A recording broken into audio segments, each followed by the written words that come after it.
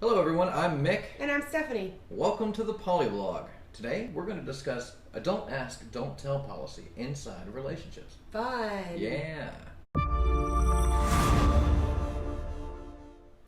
A don't ask, don't tell policy is not healthy forms of non-monogamy. When couples start wanting to explore opening their relationship, they will occasionally consider a don't ask, don't tell form of non-monogamy as a way to not have to confront some very dark and uncomfortable emotions about letting their partner explore outside of their existing relationship.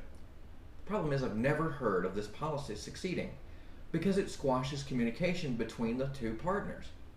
When communication lines between two people are impaired, many problems can occur. So here are a few reasons why a don't ask, don't tell policy can destroy a relationship.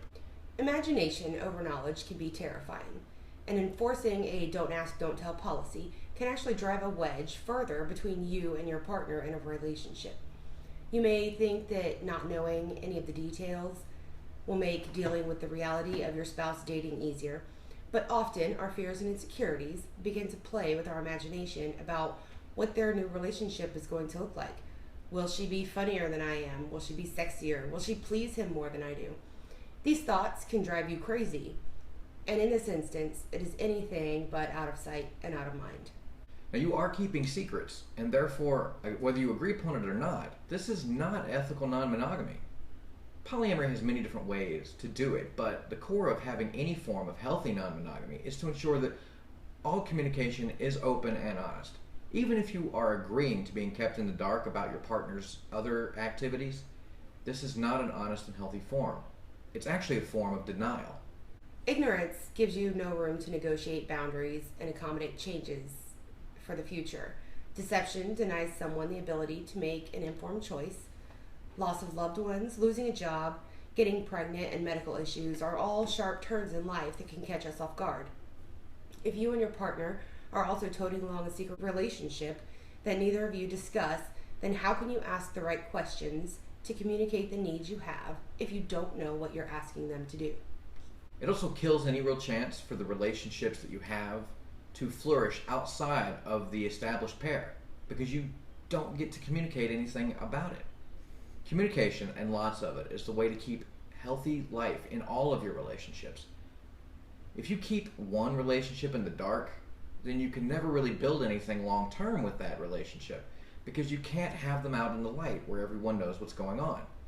Because of that, your accessory relationship that you're keeping in the dark will die of basically a communication starvation, trying to make it into something that it can't survive to be long term. What you should be asking yourself is, why do you need to have this information hidden from you? What are you fighting to protect?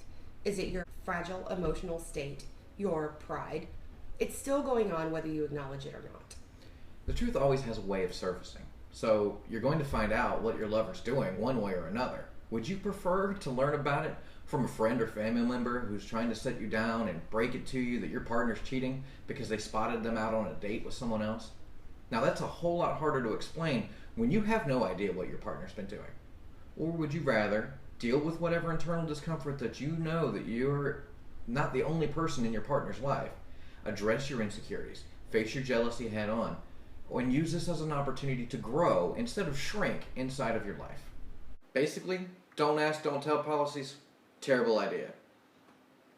Thanks for watching today. If this is your first time viewing the Polyvlog, please click the subscribe button and give the video a thumbs up. We post here every week in our continuing effort to improve the practice of polyamory and promote healthy and conscious loving choices. Please check the description box below for links to our website, Facebook, and Twitter. And then head on over to Facebook and follow us there. Until next time. Love abundantly.